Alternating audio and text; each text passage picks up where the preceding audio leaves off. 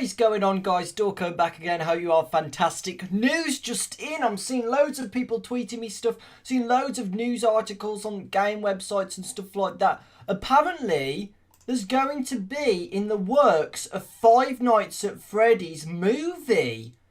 Seriously.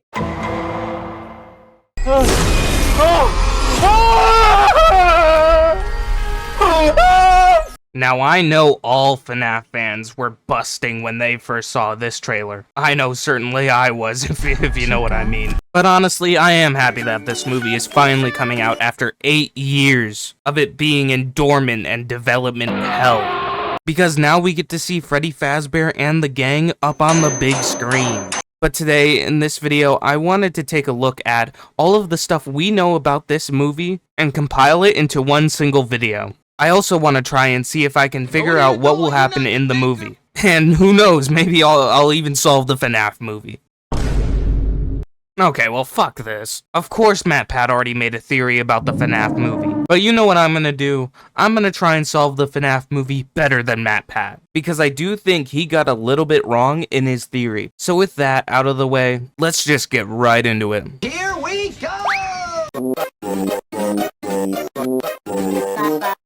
So there have been a lot of stuff that has come out since my last video on the Five Nights at Freddy's movie. A whole new trailer and a bunch of TV spots and little short videos have came out. And I've watched most of them. So I'm going to go through and talk about what they show us about this movie. So let's just start with the second trailer. So what I really like about this second trailer is it shows a lot more of the robots, and it gives a lot more explaining on what's happening in the movie. You have Vanessa blabbing her mouth about what happened in the past and stuff, and the robots. The kids got killed, and then the place shut down, and blah blah blah. And then, like I said before, a lot more shots of the actual animatronics, which look really, really good. I honestly love that they actually made real working robots slash animatronics, because they actually do look really amazing. Especially Chica. If you know what I mean. But besides that, the opening shot of the trailer actually shows what the cameras look like and what some of the camera angles actually are gonna be. And then after that, we get these four people breaking in to the Freddy's establishment. And we get to see our favorite man, Hank from Breaking Bad. Let's go, Hank! They're breaking a ton of shit, just smashing stuff, tipping things over. Who knows why they're doing this, honestly. Now, Matpat, in his theory for this movie, he said this was going to be the opening scene of the film. I'll get into my take later, but I don't think this is the opening scene. But right after they break in, we get to see Chica. She is such a bad bitch, though. Chica sends her cupcake to attack this guy, who is actually confirmed now to be wearing a Midnight Motorist t-shirt. In the first trailer, we couldn't really tell because it was so blurry, but a lot of people pointed it out that it was a Midnight Motorist t-shirt, and now we actually get confirmation that it is a Midnight Motorist t-shirt, which is actually kind of cool. Then we get to see other shots that we've already seen in past trailers. But on top of this footage, we actually get to hear more lines from William Afton. Steve Raglan, career counselor. Definitely not William Afton.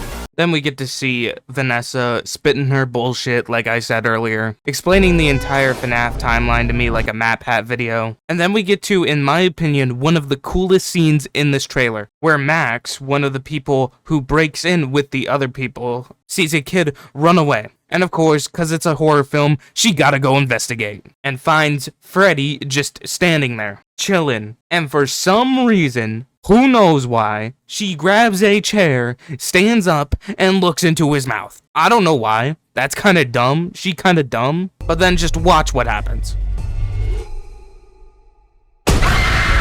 I think that will be a really good scene in the movie. Just because I think it will be tense, and it will make people jump, but I thought that was the best scene of this entire trailer, honestly. And then we just get another few shots of just stuff that's gonna be in the movie.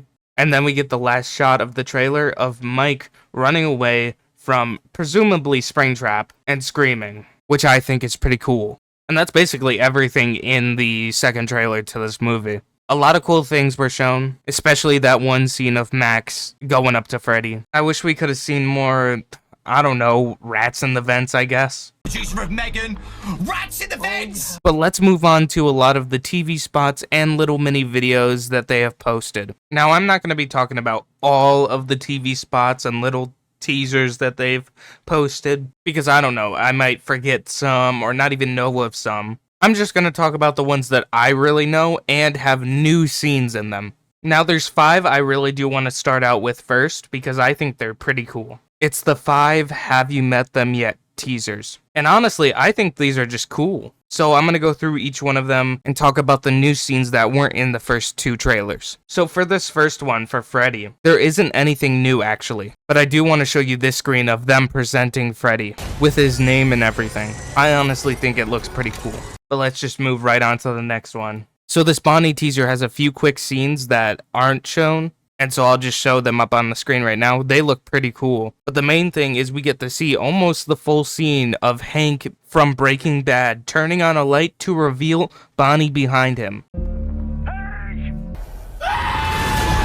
Yeah, so he's probably dead. So let's just move on to Chica. And she didn't have as many new scenes besides one major one, where she sees Hank from Breaking Bad sneaking around before he was probably killed off by Bonnie. So apparently, this next one, the cupcake had its own complete one of these. I don't know why, but I do have a theory about that I will talk about later. But we don't really get anything new besides the first shot of it staring at the camera. And now for the final one, Foxy, where we get to see a full scene of Foxy running at one of the people that were breaking into the Freddy's establishment, which looks really cool. So that is it for those 5. They didn't really give us that many new scenes, but I do really like the scenes they gave us. Now there's another one similar to these, where it's like Meet the Stars of the Show, where we're introduced to Freddy and the gang again, and they don't really have any new scenes besides the last scene, which is actually really cool, where we actually get to see the jump scare of the cupcake. Just look at this. Honestly, it looks really cool and cannot wait to see that actually in the theater. Now, there's another major one I want to talk about where it's only like the first scene of the teaser that's really important, where Abby is surrounded by the animatronics and saying that they just want to play. She also says that she wants him to meet the others, which is actually really interesting. I also have one more thing to talk about, but I could not find the teaser for it, so I'm just going to tell you what happens. In this clip, Vanessa asks Mike, why is your sister here? And his response is that he could not find a babysitter, which is pretty interesting and something I'm going to talk about right now, because those are all the teasers I really knew, and I don't really want to go around searching for more of them. So right now, I'm going to give you what I think will happen in the Five Nights at Freddy's movie, and why I think Matpat is a little bit wrong in his theory, because I do think he got one massive thing wrong in his theory, and that's about the opening scene. He says the opening scene will probably be the people breaking into Freddy's,